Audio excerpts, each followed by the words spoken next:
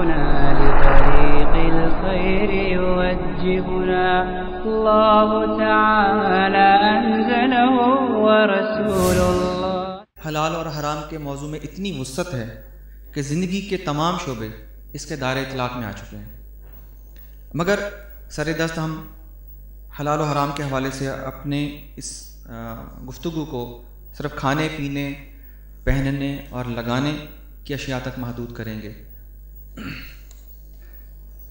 یہ بات کسی ذی شعور انسان پر مخفی نہیں کہ سائنسی ترقی کے اس جدید دور میں جہاں بہت سی دیگر ایجادات ہوئی ہیں، وہاں بھی سائنسی کی ترقی کا یہ کرشمہ ہے کہ کھانے پینے پہننے اور لگانے کی بے شمار اشیاء اب مصنوعی طریقے پر تیار ہو رہی ہیں۔ اس انقلاب کے نتیجے میں جہاں انسانی ضرورت کی ان اشیاء میں غیر معمولی اضافہ ہوا ہے، وہیں ان مصنوعات کے معیار، رنگوں، ذائقوں اور کوالٹی میں ایسا تنوع یا ڈائیورسیفیکیشن آ چکا ہے کہ ان سے انسانی ضرورت سے آگے بڑھ کر اب انسانی ذوق کی تسکین کی بھی کافی حد تک سامان مہیا کیا جا رہا ہے۔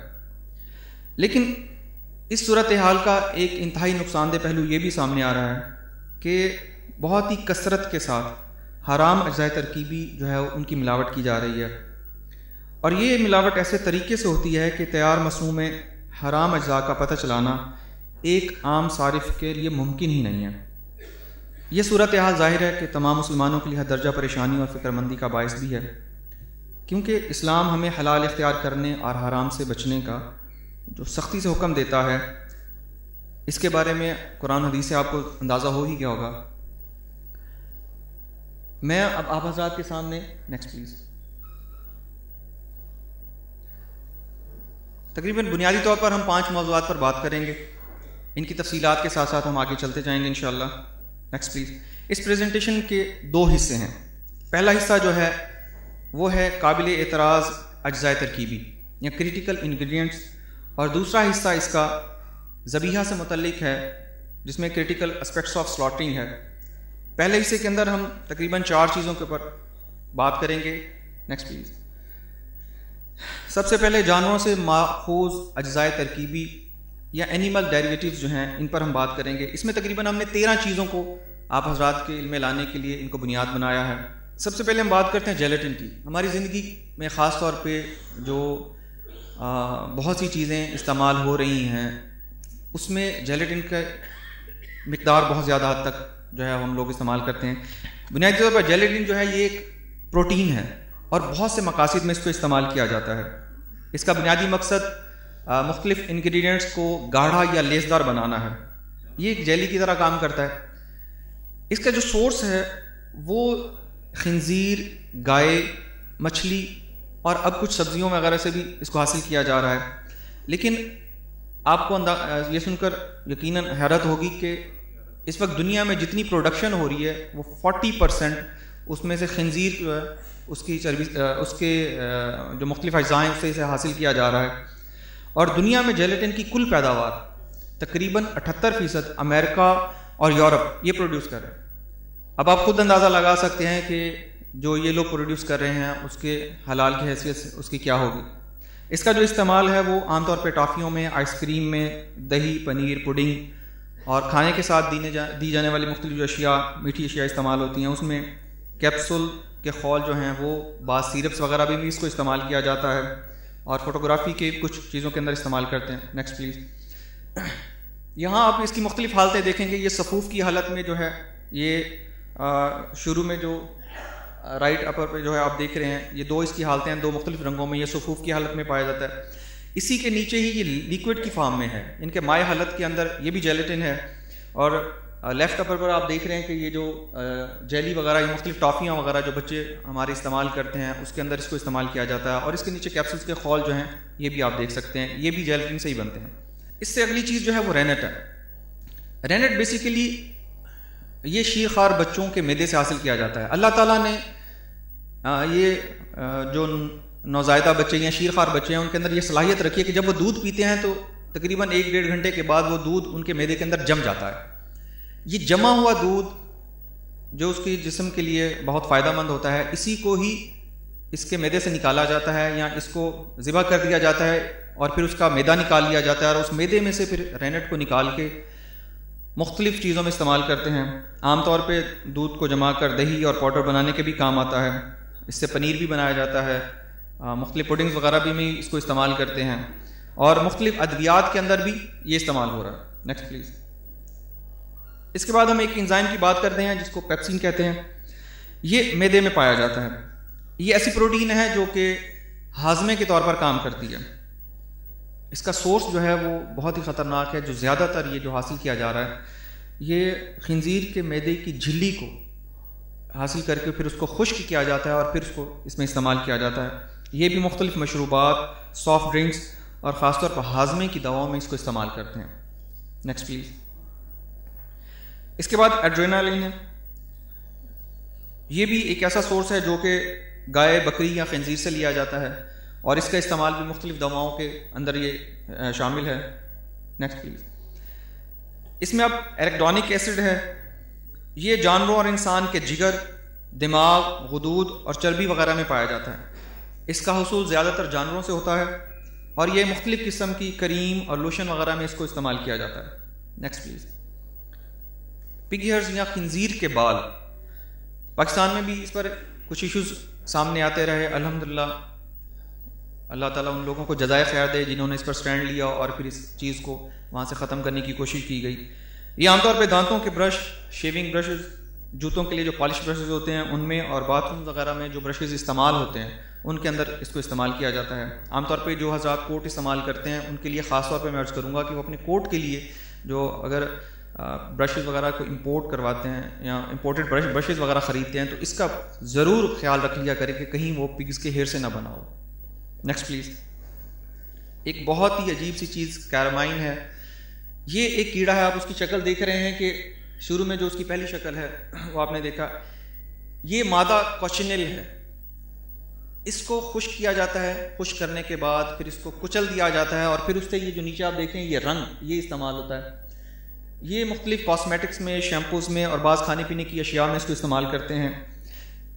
آپ اندازہ لگائیں گے کہ صرف 1 پاؤنڈ رنگ کو حاصل کرنے کے لیے تقریباً 70,000 مادہ کوچنلز کو یعنی کہ ان کیڑوں کو کچلا جاتا ہے اور پھر جا کے یہ رنگ حاصل ہوتا ہے. Next please. کیٹگٹ. یہ ایک تانت جو ان لوگوں خاص طور پہ یہ بھیڑ اور گھوڑے کی آنتوں سے حاصل کرتے ہیں اس کو. یہ ایک ہماری سرجریز کے اندر جو مختلف ٹانکے وغیرہ لگائے جاتے ہیں تو یہ اسی سے بنائے جاتے ہیں. اس میں کچھ جگہوں پہ تو اب یہاں تک بھی ہمیں خبر ملی تھی کہ بعض جگہوں پہ خنزیر کی جو تانس وغیرہ ہیں ان کو بھی استعمال کیا جا رہا ہے. لیکن الحمدللہ کوشش ہے کہ پاکستان کے اندر بہت سے ایسے لوگ ہیں جو ان چیزوں کا خیال رکھ رہے ہیں اور ان سے بچنے کی کوشش کر رہے ہیں. Next please. ڈوادینم. یہ مختلف وٹامنس کی گولیوں کے اندر اس کو استعمال کیا جاتا ہے اور اس کو حاصل کرنے کے لیے خنزیر کے میدے اور اس کی انتڑیوں کو استعمال کرتے ہیں. آپ نے یہ شکل کے اندر دیکھ رہے ہوں گے کہ میدے کا اس خاص حصہ جو ہے یہ ڈوادینم کہلاتا ہے. عام طور پہ یہ وٹامنس کی گولیوں میں استعمال ہوتا ہے. لارڈ جو کہ سور کی چربی اس کو ہم کہہ سکتے ہیں یہ ہے. یہ خنزیر کے پیٹ سے اس کو حاصل کیا جاتا ہے. یہ شیونگ کریمز میں, صابن اور کاسمیٹکس میں اس کو استعمال کرتے ہیں. بہت عرصہ یہ پاکستان کے اندر ہماری جو لیدر پروڈکٹس ہیں ان کو پالش کرنے کے لیے بھی اس کو بڑی مقدار میں درآمد کیا جاتا رہا. لیکن میں پھر اللہ کا شکر ادا کرتا ہوں کہ الحمدللہ اس ملک کے اندر ایسے لوگ موجود ہیں جن کو جب اس چیز کا احساس ہوا تو انہوں نے اس کے خلاف کچھ قدم اٹھایا. لیکن آج بھی ہم اگر کچھ ایسی پروڈکٹس باہر سے منگواتے ہیں, کچھ لیدر سے ریلیٹڈ ہیں, کچھ ہمارے پرس وغیرہ ہوتے ہیں یا ہماری جیکٹس وغیرہ ہوتی ہیں یا بیلٹس جو پینٹس وغیرہ میں استعمال کرتے ہیں, تو ان کو جو پالش کیا جاتا ہے باہر سے جو درآمد ہوتی ہیں ان کو ابھی بھی اسی سے پالش کیا جاتا ہے. تو اس لیے جو لوگ باہر سے ان چیزوں کو منگواتے ہیں وہ اس چیز کے بارے میں خیال رکھیں. اور اس کو یہاں تک بھی تھا کہ بعض پھلوں کو چمکانے کے لیے ایک خاص قسم کی وہ کریم استعمال کرتے ہیں کچھ ایسے حضرات, تو اس کے اندر بھی اس کے اجزاء شامل کیے جاتے ہیں. اب اس کو خام حالت میں تو نہیں منگوایا جاتا لیکن بہت سی چیزوں کے اندر اس کو شامل کر کے منگوایا جاتا ہے. تو اس لیے اس کے بارے میں بھی جو ہے وہ تحقیق کرنے کی ضرورت ہے. اس کے بعد پلاسنٹا. یہ عام طور پہ جو سلاٹرڈ اینیملز ہوتے ہیں, مذبوحہ جانور ہوتے ہیں, فیمیل ہیں, ان میں خاص طور ان کی اووری سے یعنی ان کی بچہ دانی سے اس کو حاصل کیا جاتا ہے. اور اس کا استعمال جو ہے یہ جلدی کریموں میں, شیمپوز میں اور مختلف ادویات وغیرہ میں یہ استعمال ہوتا ہے. Next please. اسٹروجن یہ حاملہ گھوڑی اس کا ایک ہارمون ہے. یہ عام طور پہ زچگی کے لیے بنائی جانے والی جو گولیاں ہیں اور اس کے ساتھ ساتھ کریم، لوشن اور مختلف خوشبوئیں وغیرہ جو استعمال ہوتی ہیں اس کے اندر اس کو استعمال کیا جاتا ہے. Next please. گلیسرین بہت زیادہ ہمارے یہاں استعمال ہوتی ہے. یہ بھی مختلف قسم کے جانوروں کی چربی سے حاصل ہوتی ہے. پودے اور پیٹرولیم سے بھی اس کو حاصل کیا جاتا ہے. اس کا استعمال زیادہ تر مائع، صابن، روشنائی وغیرہ میں ہوتا ہے. خاص طور پہ یہ چیزوں کو آپس میں حل کرنے اور تر رکھنے کے لیے اس کو استعمال کرتے ہیں. اور ٹوتھ پیسٹ کے اندر مٹھاس کے لیے شیونگ کریم، لوشن، کیپسول یا کھانے کی دواؤں میں بھی اس کو استعمال کیا جاتا ہے. جانوروں کی چربی میں پھر وہی عرض کروں گا کہ چونکہ باہر سے بعض اوقات اس کو زیادہ مقدار میں منگوایا جاتا ہے تو یہ بہت مشکوک حالت ہوتی ہے بعض اوقات اس کی کہ وہاں پہ جو جانور زیادہ وہ لوگ استعمال کرتے ہیں تو آپ کو اندازہ ہو جانا چاہیے کہ کیا ہوگا ہمارے ساتھ. Next please. ہمارا جو ٹاپک ہے وہ انٹاکسیکینٹس ہے، نشہ آور اشیاء. اس کو ہم نے فی الحال بہت ہی محدود رکھا ہے. اس میں صرف ہم ایک چیز سامنے آپ حضرات کے رکھ رہے ہیں کہ الکوہل جو ہمارے ہاں استعمال ہوتا ہے آئس کریم کے تقریباً یعنی کہ ایک جز میں صرف آپ کو بتا رہا ہوں اس کا استعمال کہ آئس کریم کے صرف یعنی کہ تقریباً 90 سے 95% ذائقے وہ الکوہل سے بنائے جاتے ہیں. اور بعض ذائقے ایسے ہیں جو کہ الکوہل کے بغیر بن ہی نہیں سک رہے ابھی تک. اللہ تعالیٰ ایسا موقع لائے کہ وہ ذائقے بھی جو ہیں وہ الکوہل کے بغیر بننا شروع ہو جائیں. بیسیکلی یہ جو ہے ایز اے سالونٹ اس کو استعمال کرتے ہیں لیکن اکثر کمپنیاں اس کا نام ظاہر نہیں کرتی اور صرف خاص شعبے کے افراد یا جو لوگ ہیں اس کے بارے میں جان سکتے ہیں. Next please. اس کے بعد ہم ڈیریویٹیوز آف فلدی تھنگز یعنی کہ نجاستوں سے جن چیزوں کو اخذ کیا گیا ہے ان کے بارے میں بات کرتے ہیں. سب سے پہلے کاربامائڈ ان کے یوریا، یہ پیشاب اور جسم کی دیگر رطوبتوں سے حاصل ہوتا ہے. آپ نے دیکھا ہوگا وہ ایک پروڈکٹ آپ کے سامنے ہے جس میں 5% یوریا لکھا ہوا ہے. یہ عام طور پہ بالوں کے رنگ، شیمپو، کریم اور لوشن وغیرہ میں اس کو استعمال کرتے ہیں. Next please. سسٹین یہ پیشاب اور گھوڑے کے بال میں یہ پایا جاتا ہے. یہ بھی مختلف دواؤں وغیرہ میں اور اس طرح مختلف کریموں وغیرہ میں یہ استعمال ہوتا ہے. Next please. بلڈ مختلف سلاٹر ہاؤسز سے بہت زیادہ مقدار میں اس کو حاصل کیا جاتا ہے. اور پھر یہ پلائی ووڈ میں اور پولٹری فیڈز میں اس کا بہت زیادہ استعمال ہے. کچھ دواؤں کے اندر بھی بلڈ کو استعمال کیا جا رہا ہے اور انسانی بلڈ کے بارے میں آگے انشاءاللہ آپ کو بتائیں گے. Next please. البیومن یہ خون سے حاصل ہوتا ہے. انڈوں اور سبزی وغیرہ سے بھی اس کو کشید کیا جاتا ہے. اس کا استعمال زیادہ تر کیک، ٹافیوں اور کاسمیٹکس وغیرہ میں ہوتا ہے. Next please. اب ہم آگے ہیومن ڈیریویٹیوز میں یعنی کہ انسانی ماخوذات. السسٹین یہ بیسیکلی ایک امائنو ایسڈ ہے اور یہ زیادہ تر انسانی بال جو لوگ چائنا سے اس کو منگواتے ہیں تو وہ زیادہ تر وہاں چائنا کی خواتین کے جو انسانی بال ہیں ان میں انہیں بہت زیادہ اس میں وہ شامل ہوتے ہیں. بطخ کے پر، خنزیر کے بال، گائے کے سینگ اور پیٹرول کی جو مصنوعات ہیں ان میں سے، اور اس کو آرٹیفیشلی یا سینتھیٹیکلی بھی اس کو تیار کیا جا رہا ہے. اس کا استعمال بہت خطرناک ہے. بیکری کی مصنوعات میں بالخصوص ڈبل روٹی وغیرہ میں اس کو استعمال کیا جاتا ہے. یہ فلیور امپروور کے طور پر استعمال ہوتا ہے اور مختلف دواؤں میں بھی ملتا ہے. ہمیں تھائی لینڈ کے حلال سائنس سینٹر کے ڈاکٹر ونائے دالان تھے، وہ بتا رہے تھے کہ ایک دفعہ انہوں نے ریسرچ کی ڈبل روٹی کے بارے میں، تو ریسرچ کرتے کرتے وہ یہاں تک پہنچے کہ اس کے اندر اس کے فلیور امپروور کے طور پر جو اجزاء استعمال ہوئے ہیں وہ چائنا کی خواتین کے بال استعمال ہوئے ہیں. تو یہ بڑا لمحہ فکریہ ہم لوگوں کے لیے. یہاں ہم نے 4 چیزوں کو اکٹھا کیا ہے: MRC cell line, fetal cell line RA3 اور انسانی DNA. بات میں پھر وہی کروں گا کہ یہ چیزیں جو ہم حاصل جو کی جا رہی ہیں یہ انسانی اجزاء سے ان کو حاصل کیا ہے. اس میں بہت خطرناک چیز ہے کہ یہ جو اس کا حصول ہے، یہ جو 4 چیزیں ہیں یہ ساقط شدہ انسانی جنین کے پھیپھڑوں اور دیگر اعضاء سے حاصل کیا جاتا ہے. خاص طور پہ فیٹل سیل لائن جو ہے یہ 14 ماہ کے جنین سے، ساقط شدہ جنین سے اس کو حاصل کرتے ہیں اور اس کو جو ہے مختلف دواؤں میں استعمال کیا جاتا ہے. استعمال دیکھ لیں، یہ مختلف سیریزیں ہیں جو کہ چیچک، خسرہ، ہیپاٹائٹس A، ریبیز ان کے کتے سے کاٹنے سے جو باولا پن ہوتا ہے اس سے ہونے والی جو بیماری ہے اس کو، اور مختلف بیماریوں کی ویکسین میں اس کو استعمال کرتے ہیں. HEK293 یہ بھی انسانی جنین کے گردے سے اس کو حاصل کرتے ہیں. ایک بہت مشہور کمپنی ہے ذائقے اس کے سافٹ ڈرنک کی، اس کے بعض مشروبات کے مصنوعی ذائقے تیار کرنے کے لیے جو ریسرچ کی جا رہی ہے اس میں اس کو استعمال کیا جا رہا ہے. کچھ وجوہات کی بنا پر ہم کچھ ایسی چیزیں آپ لوگوں کے سامنے نہیں لا سکیں گے.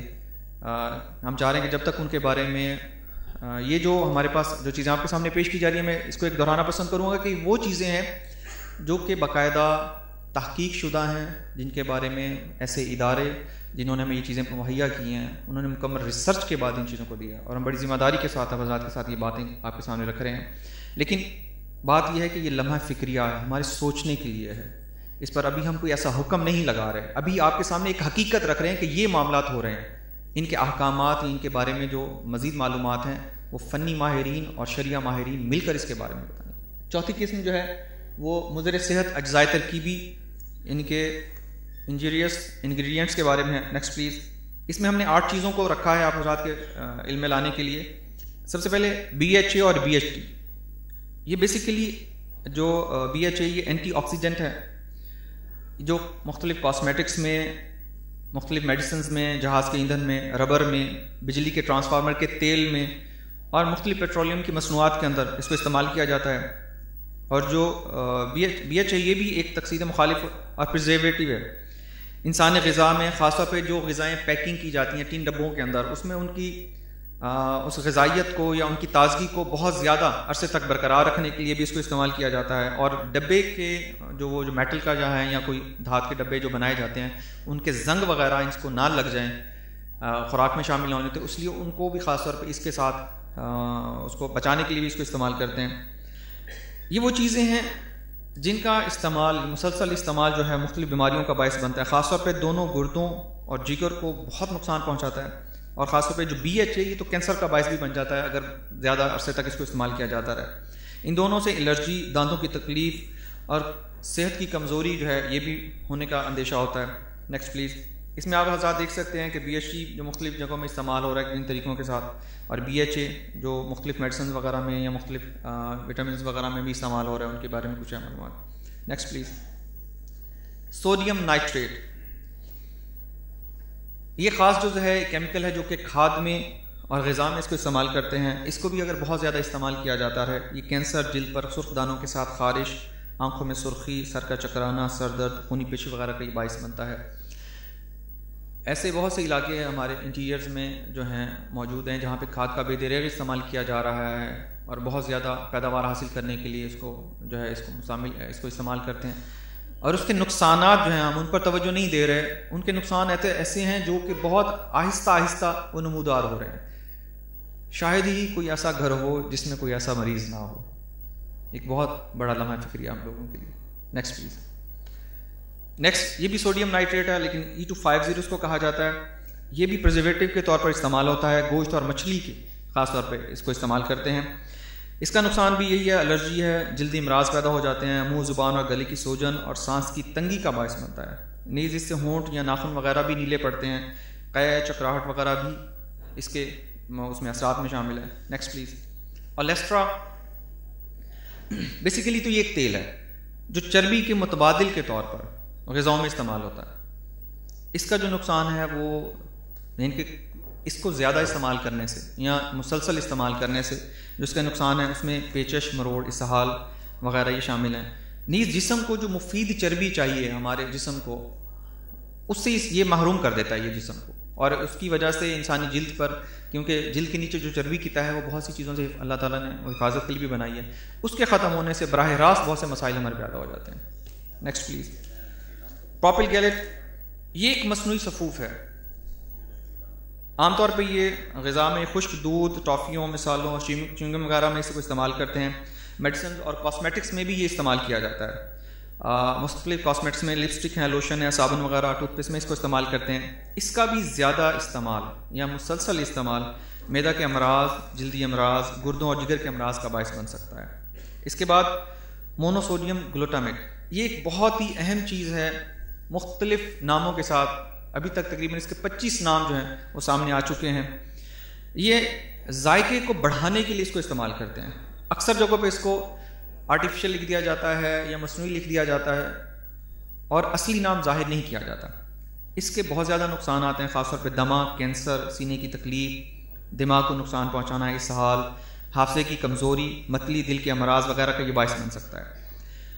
اور ایک جو بڑا اہم اس کا جو کریٹیکل مسئلہ جو ہے وہ یہ ہے کہ عورت کے پیٹ میں جو بچہ پنپ رہا ہوتا ہے اس کو یہ نقصان پہنچاتا ہے، اور خاص طور پہ یہ جو توالد و تناسل کے جو صلاحیت ہے انسان کے اندر اس کو یہ ختم کرنے کا باعث بنتا ہے. شاید منصوبہ بندی والے ہو سکتے ہیں اس کو پھیلانے کی کوشش کریں. Next please. ایسپرٹیم یہ ایک مصنوعی مادہ ہے جو چینی کے متبادل کے طور پر استعمال ہوتا ہے. چینی سے یہ 180 گنا زیادہ میٹھا ہوتا ہے. اس کا بھی اگر زیادہ استعمال ہو تو سر درد، نیند کی کمی، نظر کے مسائل مثلا نظر کی کمزوری، رات کو دکھائی نہ دینا، متلی، دمہ، کان کے متعدد امراض اور مرگی وغیرہ جو ہیں وہ اس سے پیدا ہونے کا اندیشہ ہوتا ہے. Next please. عام طور پہ جو گھروں میں تو بہت کم، لیکن کاروباری اداروں میں خاص طور پہ جو چھوٹے ادارے ہیں ان کے اندر جو کھانے پینے کی چیزیں بناتے ہیں وہ اس چیز کا بہت زیادہ استعمال کرتے ہیں. سکرین کے نام سے ہی جو زیادہ جس کو جانا جاتا ہے، لیکن اس کا عرف عام جو نام ہے وہ شکرین ہے. یہ بھی چینی کا متبادل ہے اور یہ چینی سے 400 گنا یہ زیادہ میٹھا ہوتا ہے. مختلف کافیوں میں، مشروبات میں اور ادویہ میں اس کو استعمال کیا جاتا ہے. اس کا بھی زیادہ استعمال جو ہے سر درد، اسہال وغیرہ کا باعث بنتا ہے. Next please. ایک ہماری پریزنٹیشن کا وہ دوسرا حصہ، کرٹیکل اسپیکٹس آف سلاٹرنگ، یعنی کہ ذبح کے قابل اعتراض امور. Next please. اس میں ذبح کے مختلف طریقے ہیں، جیسے میرے ساتھی مفتی عارف شاہ صاحب نے کچھ چیزوں کی وضاحت کی. میں کچھ چیزیں رہ گئی تھیں ان کے بارے میں اس میں عرض کر دیتا ہوں. اس میں ذبح کرنے کے مختلف طریقے جو اس وقت دنیا میں رائج ہیں، کچھ تو تقریباً متروک ہونے والے ہیں لیکن ابھی بھی چل رہے ہیں. سب سے پہلے اس کو جھٹکا، کسی تیز دھار آلے سے ایک ہی بار میں گردن کی پشت کی طرف سے سر تن سے جدا کر دینا. کچھ جگہوں کے اوپر الحمدللہ پاکستان میں تو بہت کم ہے، لیکن ہے کہ دوسرے ممالک میں خاص طور پہ اس پر ابھی بھی کام کیا جا رہا ہے. بعض جگہوں پر صرف سر تن سے جدا کیا جاتا ہے اور بعض جگہوں پر یہ ہوتا ہے کہ پورے جانور کے پورشنز بنائے جاتے ہیں اور اس کو ایک جگہ پہ کھڑا کر دیا جاتا ہے اور اوپر سے بلیڈز گرتے ہیں بڑی تیزی کے ساتھ. وہ بلیڈز گر کے اس کے سر کو علیحدہ، اس کی ٹانگوں کو، اگلی ٹانگوں کو علیحدہ، اس کے پیٹ کو علیحدہ، اس کی پچھلی ٹانگوں کو علیحدہ کر کے وہ مختلف پارٹس میں اس کو کر دیتے ہیں. تو یہ جھٹکا جو ہے خاص طور پہ یہ مختلف جگہوں پہ یہ ابھی بھی مستعمل ہے. یورپ میں بہت زیادہ اس کو استعمال کیا جا رہا ہے. دوسری جو طریقہ ہے جو سلاٹنگ کا، اس میں ہتھوڑا، جیسے میرے ساتھی نے بھی ابھی اس کے بارے میں آپ حضرات کے سامنے وضاحت کی تھی، سر پر ضربیں جو ہے ہتھوڑے کی ماری جاتی ہیں. تیسری جو چیز ہے وہ ہے گردن مروڑنا. باہر کے ممالک میں بہت زیادہ جو چھوٹے چھوٹے سلاٹر ہاؤسز وغیرہ یعنی کہ ایسے ہیں جو کہ عام طور پہ دیہاتوں وغیرہ میں یا مختلف ایسے چھوٹے چھوٹے شہروں میں پائے جاتے ہیں، وہاں پہ مرغی یا بطخ یا ٹرکی جو وہاں پہ بہت زیادہ استعمال ہوتی ہے، اس کو گردن سے پکڑ کے اتنی تیزی سے گھماتے ہیں اور گھما کے پھر اس کی گردن اس دوران وہ ٹوٹ جاتی ہے اور پھر اس کو وہ پھینک دیتے ہیں.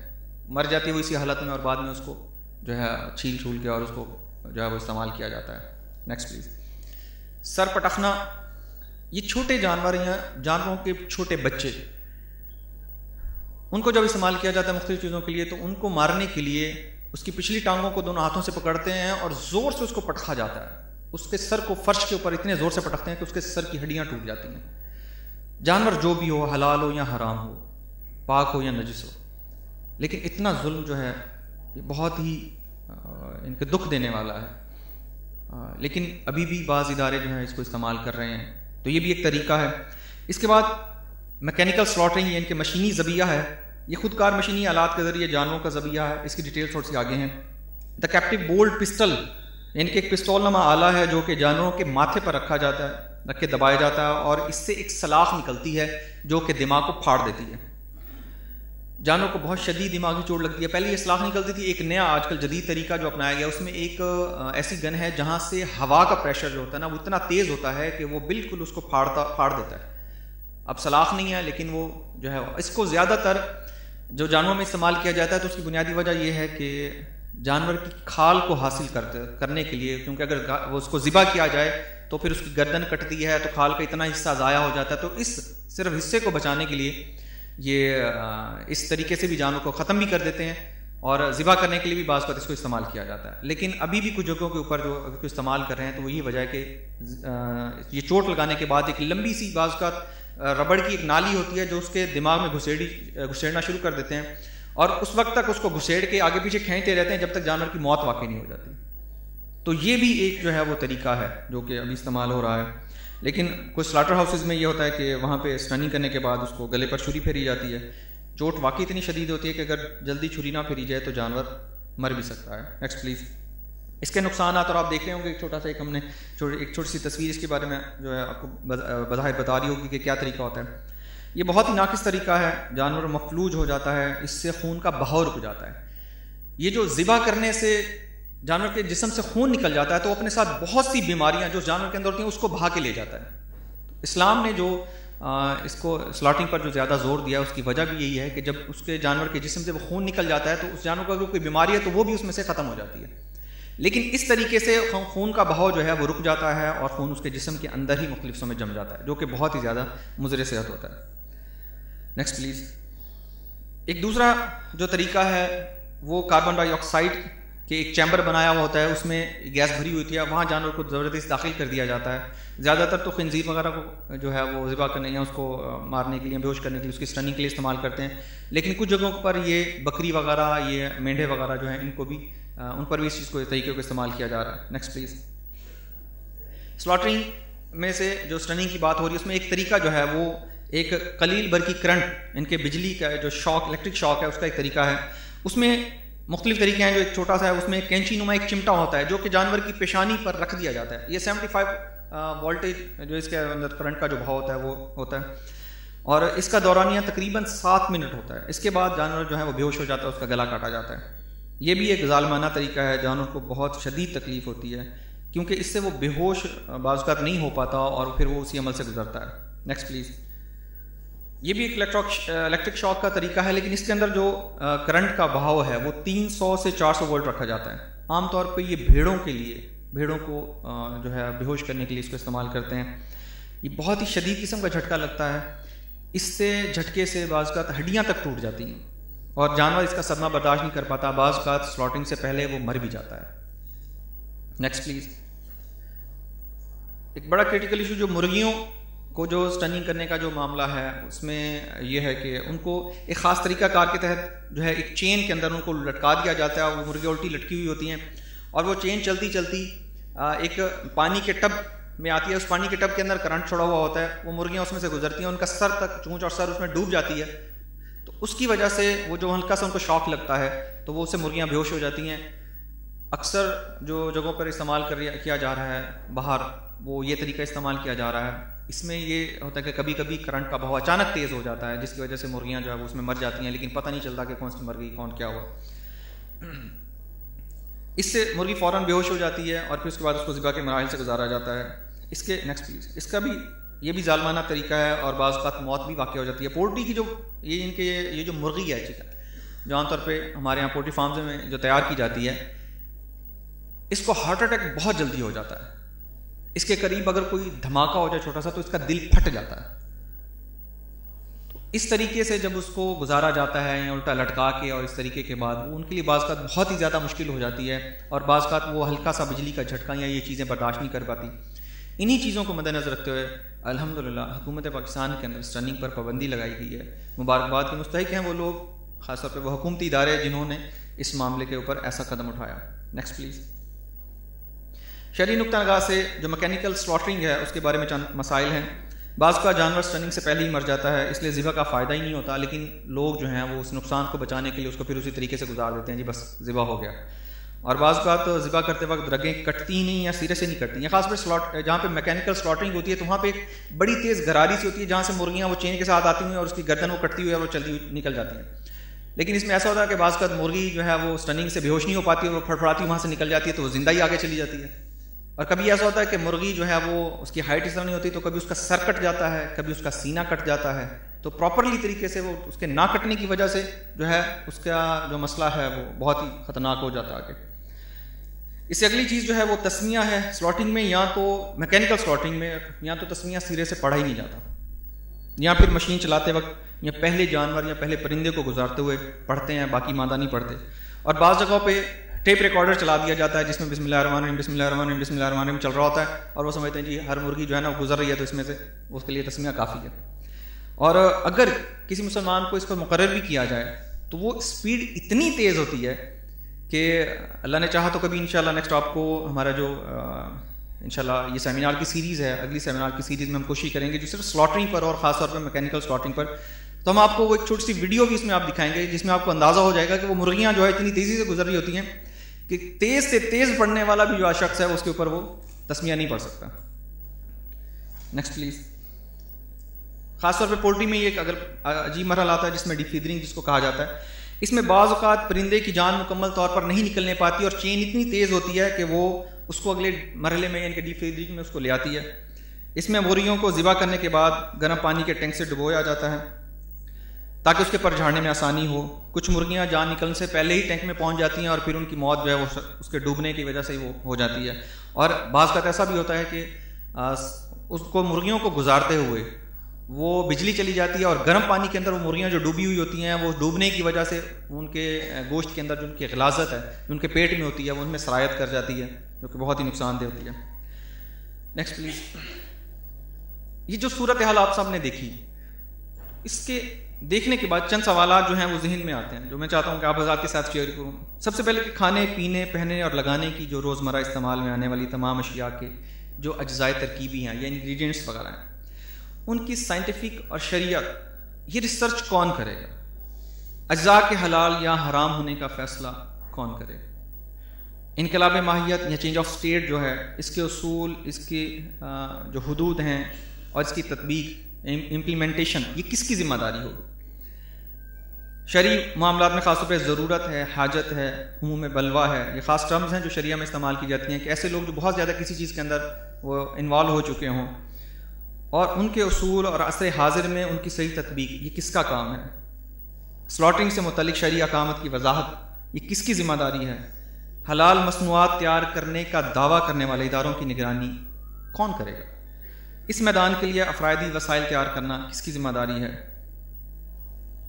یہ وہ ساری چیزیں ہیں جس پر کچھ اہل درد حضرات میں بالکل چاہوں گا کہ میں ان کا نام لوں. اس میں خاص طور پہ حاجی عبدالرؤف عیسیٰ صاحب، جناب الطاف موتی والا صاحب، عطاف موتی صاحب، جناب آصف شامریہ صاحب، جناب شیخ عبدالمتین صاحب، جناب محمد طاہر صاحب، جناب شفیق اجمل صاحب، ذکی صاحب، جواد صاحب اور دیگر بہت سے ایسے ہمارے بہت سے ایسے قریبی ساتھی یا احباب. یہ وہ اہل فکر حضرات ہیں جنہوں نے اس چیز کو بہت ہی زیادہ اس درد کو محسوس کیا اور پھر یہ جامعۃ الرشید میں مختلف اداروں میں بھی ان حضرات کا آنا جانا رہا، وہاں بھی انہوں نے اس درد کو جو ہے وہ پہنچایا، اس کو شیئر کیا. جامعۃ الرشید میں بھی یہ لوگ آئے اور یہاں آ کر ان حضرات نے بہت ہی شد و مت سے اس مسئلے کے اوپر غور و خوض کرنے کے لیے درخواست کی. میں یہ سمجھتا ہوں کہ ان حضرات کی جو ہے وہ خاص اس معاملے کے اوپر جو ان کا وہ درد تھا اور ان کی اس معاملے کے اوپر خاص جو توجہ تھی اس کو سمجھتے ہوئے جامعۃ الرشید اور ان حضرات کے باہمی اشتراک سے کچھ معاملات کیے گئے. اس میں پہلے 6 مفتیان کرام کو جو ہے وہ بھجوایا گیا. دوسری جگہ پر HI انٹرنیشنل حلال انٹیگریٹی کے لیے جو ہے وہ 3 علماء کرام کو بھجوایا گیا جنہوں نے اس کورس کو مکمل کیا اور پھر ایک مستقل ادارے ان کی حلال فاؤنڈیشن کی بنیاد رکھی. Next please. نیکسٹ یہ حلال فاؤنڈیشن کے بارے میں اس کا تصور. Next please.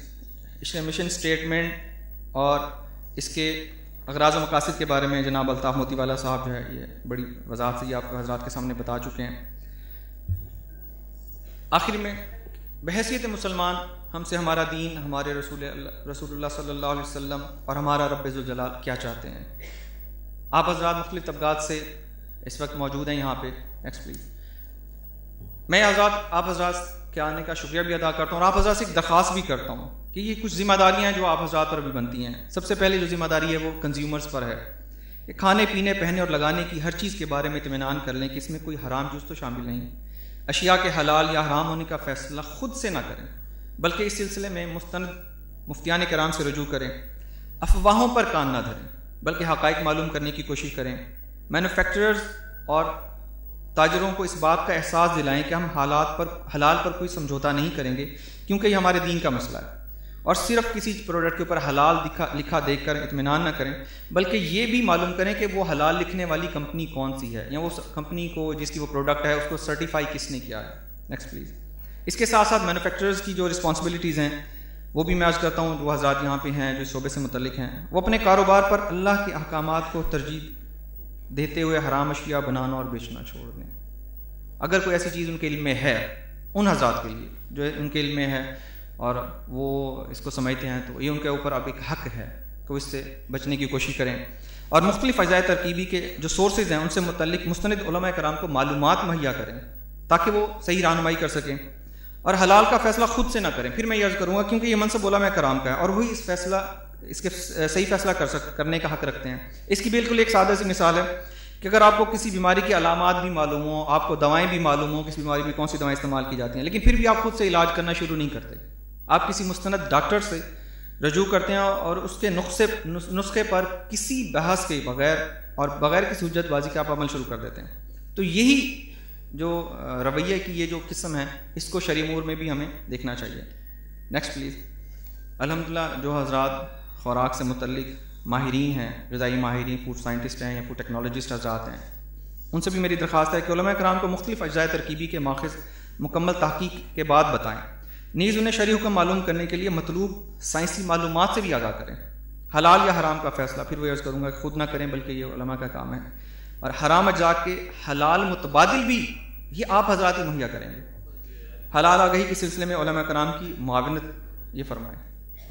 اس کے ساتھ ساتھ میں نے جو عرض کیا کہ ایسے قانون ساز یا پالیسی ساز ادارے ہیں، وہ بھی حضرات یہاں پہ الحمدللہ کچھ موجود ہیں، ان سے بھی میری یہی درخواست ہے کہ امت مسلمہ کو حرام اشیاء سے بچانے کے لیے بھرپور اور ٹھوس قانون سازی کریں، اور حلال و حرام کے جو سٹینڈرڈز بن چکے ہیں ان کمپنیوں کے اندر علماء کرام کی بھرپور شرکت جو ہے اس کو نمائندگی کو یقینی بنائیں۔ Next please. آخری سلائیڈ ہے علماء کی ذمہ داریاں یا شریعہ اسکالرز کی رسپانسبلٹیز ہیں۔ الحمدللہ علماء حضرات بھی یہاں پہ موجود ہیں، ان سے یہی درخواست ہے کہ وہ حلال و حرام کے بارے میں عوام میں آگہی پیدا کریں، مختلف اشیاء کے اجزاء ترکیبی کی شرعی حیثیت اسے معلوم کریں، اور جو مختلف معاملات ہیں جو میں نے بتایا پہلے کہ قلب ماہیت ہے، القلیل کالمعدوم ہے، یا ضرورت، حاجت اور عموم بلوہ، ماکولات، مشروبات اور ادویہ کے مسائل پر جو اطلاق ہے، کتابی کا ذبیحہ یا میکینیکل سلاٹنگ یا غیر ملک سے درآمدی اشیاء پر لگے حلال لوگوں کی حیثیت وغیرہ جیسے مسائل پر اجتماعی غور و خوض کر کے امت کی پریشانیوں کا حل تلاش کریں، اس میدان کے لیے رجال کار تیار کریں، اور دنیا بھر میں حلال کے تصور کو فروغ دینے کی کوشش کریں، اور اس سلسلے میں متعلقہ حکومتی اداروں سے باہمی تعاون کو فروغ دیں۔ اور ایک سب سے اہم بات کہ اللہ رب العزت نے شریعت میں جو توسع عنایت فرمایا ہے، جو معاشرے کے اندر ایسی ضرورت جو کہ ناگزیر ہو چکی ہے، اس کے بارے میں جو شریعت نے آسانی عطا فرمائی ہے، وہ ضرور لوگوں کو بتائیں، معاشرے کو تنگی میں نہ ڈالیں۔ یہ درخواست ہے علماء کرام سے۔ اور سب سے آخر میں لاسٹ پلیز، اگر ہم سب اپنی اپنی